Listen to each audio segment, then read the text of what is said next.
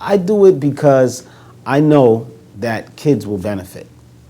You know, I'm a kid who grew up in foster homes, always in trouble, always in the principal office, you know, always in fights. And a lot of my issues were connected to the failure between my mother and father. So I always believe that if men and women or parents choose the right partner and they have the skills and tools to keep their relationship alive, the kids benefit. So really all of this was really to help kids have a better life. And so, you know, it all starts with the romantic relationship between men and women. It's a lot of research. A lot of it is instinct. You know, after you've studied a lot of the work of different professionals that focus on psychology, that focus on the failures of a relationship. And the more you study those things, you kind of put together your own framework. I studied under somebody, and I learned a lot of their framework, then I added my own. So it's been a kind of a trial and error, hodgepodge, but I've always been somebody who could say, you know what, they would be good together. And usually when that happens, just by happenstance, it always lasts. And so, like I said, I've kind of fell into my industry. It wasn't something that you know, I just sought out to do. I kind of discovered it. Well, sometimes people choose based on being broken. You know, for instance, a long time ago, I'll give you my story. I was in a relationship with somebody who I really thought I loved. Well, I loved them, but they were not the best for me. And part of the reason I chose them was because they had a lot of things that I didn't, and I admired that in them.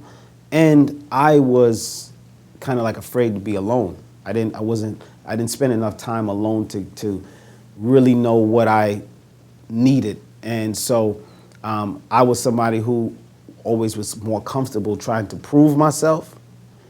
And she was somebody who kind of was good with somebody who's trying to prove themselves. And so the two worked together. But the more I got to know who I was and got clearer about that, the relationship didn't work anymore, because a lot of compatibility deals with, you think of a puzzle. Two pieces work best because the other one has space where the other one doesn't have space. So it goes together better because of what's not there, you know? And so, you know, a lot of times, let's say you always hear the girl choose the bad guy, or, you know, the good guy choose the bad girl. So we're not always the best judge of what is good for us, because we might be picking that person based on something that's not right with us, which is why you have to get right first and discover who you are, and then you may find who's best compatible. Say, for instance, a lot of modern women are, you know, professionals, career women.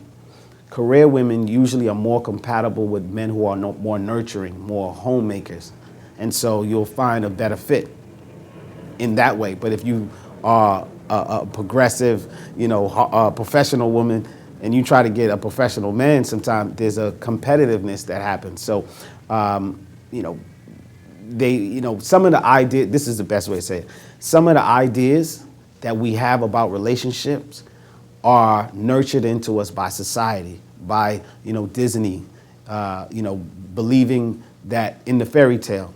But what happens in real life is a lot different. I call it the ideal versus the real. What your ideal is, it may not be what is really best for you. And so having an objective professional who has experience in that can help you to find love. I wouldn't say much better, but we could be a support and show you things that you may have not seen. So a lot of my work is even just starting to working on the person before you even make them connect with somebody else, because their tuning fork might be off, you know?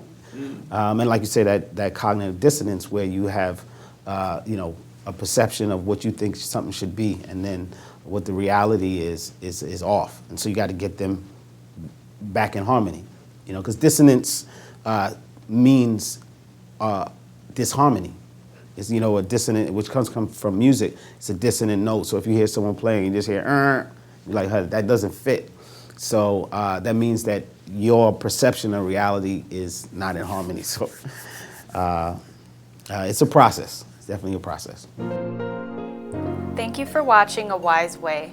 Subscribe to stay updated, share to pass the knowledge, or view our other videos on the left.